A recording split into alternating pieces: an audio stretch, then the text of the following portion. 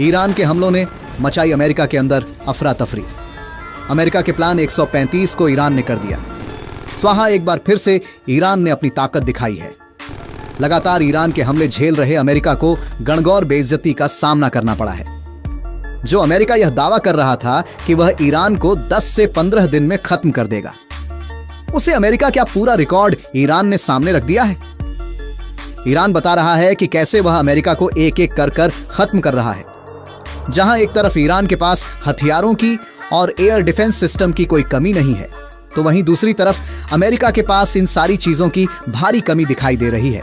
America के पास ना अच्छी मिसाइल बची है और ना ही अच्छे एयर डिफेंस सिस्टम। अमेरिका ने अपने एयर डिफेंस सिस्टम पहले भेज दिए थे और जो बाकी के बचे हुए थे उसको जेलर को दे दिए थे, जिसके बाद अब अमेरिका को जबरदस्त तरीके की मार पड़ रही है।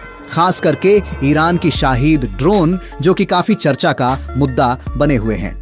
एक के बाद एक सटीक निशाना लगाने वाले यह शहीद ड्रोन अमेरिका और इजराइल के अंदर अच्छी खासी तबाही मचाने का काम कर रहे हैं। सब जानते हैं कि जब ईरान हमले करता है तब तक इजराइल के अंदर तबाही मचती है और अमेरिका के तमाम ठिकानों को वह स्वाहा कर देता है।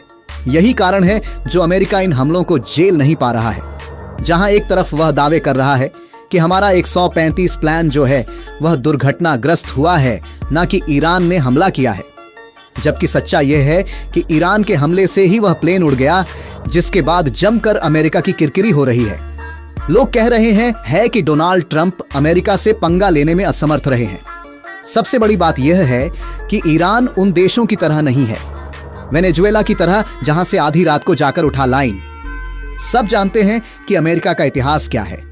जो भी अमेरिका के सामने खड़े होने की कोशिश करता है, अमेरिका या तो उसको मरवा देता है या फिर उसको रात के अंधेरे में उठाकर ले आते हैं, जिससे वह दोनों को ले आए थे।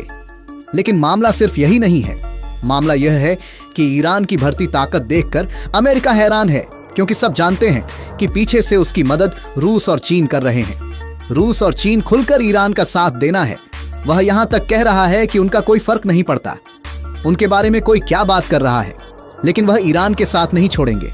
उन लोग का साफ कहना है कि ईरान अपनी जमीनी हक की लड़ाई लड़ रहा है, जबकि इजराइल और अमेरिका उसके ऊपर अवैध ढंग से हमले कर रहे हैं, जो कि युद्ध की तरफ बढ़ते जा रहे हैं।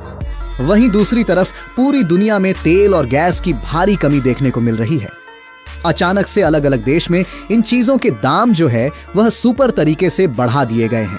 लेकिन सवाल यही उठता है कि आखिरकार ये कब तक चलता रहेगा, क्योंकि अमेरिका की आलोचना लोग जमकर कर रहे हैं। उधर दूसरी तरफ ईरान अपनी लड़ाई लड़कर यह साबित कर रहा है कि ईरान किसी से काम नहीं है और ना वह किसी के आगे झुक सकता है। जैसे आयतुल्लाह अली ने अपनी जान दे दी, लेकिन वह किसी के आगे झुके नहीं। उन्होंने साफ कहा था कि मैं बनाकर में कभी नहीं छोड़ूंगा, क्योंकि अगर मैं बनाकर में छुपूंगा तो मेरे देश की जो जनता है उसके लिए भी बनाकर बनाओ। यही कारण है ज़ोयातुल्लाह अली कभी झुके नहीं। एक बार फिर से यह साबित हो गया है कि अतुल अली ने अपनी ताकत दिखाकर इन लोगों को यह साबित कर दिया था कि वह किसी से डरने वाले नहीं है। उधर दूसरी तरफ अमेरिका और बेंजामिन नेतन्याहू दोनों बहुत ज्यादा परेशान हो चुके हैं। इन लोगों को समझ में नहीं आ रहा है कि आखिरकार यह सब कुछ चल क्या रहा है और कैसे सब चीजों से निपट जाए। लेकिन ईरान अपनी ताकत लगातार दिख रहा है। ईरान की बढ़ती ताकत और इजराइल की घटती शक्तियां इस बात का सबूत है कि ईरान अपनी जगह बिल्कुल सही तरीके से बना रहा है और ईरान की यही ताकत है जो उसकी जीत की तरफ लेकर जा रही है। अमेरिका का बेंजामिन, अमेरिका का डोनाल्ड ट्रंप और बेंजामिन नेतन्याहू चाहे कितनी भी कोशिश कर ले, वह जीत नहीं पाएगा, क्योंकि इस बार जंगली ज्ञान के साथ कुछ और ग्रुप की भी है और वह लोग भी अमेरिका को छोड़ने वाले नहीं है। सब जानते हैं अतुल अली की जाने के बाद ईरान और भी ज्यादा आक्रामक रूप ले चुका है और भी ज्यादा मजबूती से लड़ रहा है, क्योंकि ईरान के सुप्रीम लीडर आया तो लाली की शहादत के बाद यह जंग पर्सनल बन चुकी है। और पर्सनल जब कोई लड़ाई हो जाती है दोस्तों, तो उसमें सिर्फ 2 ही रास्ते होते हैं, या तो जीत या फिर हर ओर जीत की तरफ ईरान बढ़ता चला जा रहा है, क्योंकि अब ईरान ने अपनी शर्तें रखना शुरू कर दिया है और यही चीज बर्दाश्त नहीं हो रही है। अमेरिका के डोनाल्ड ट्रंप को सब जानते हैं कि किसी भी हाल में रुकने वाला नहीं है।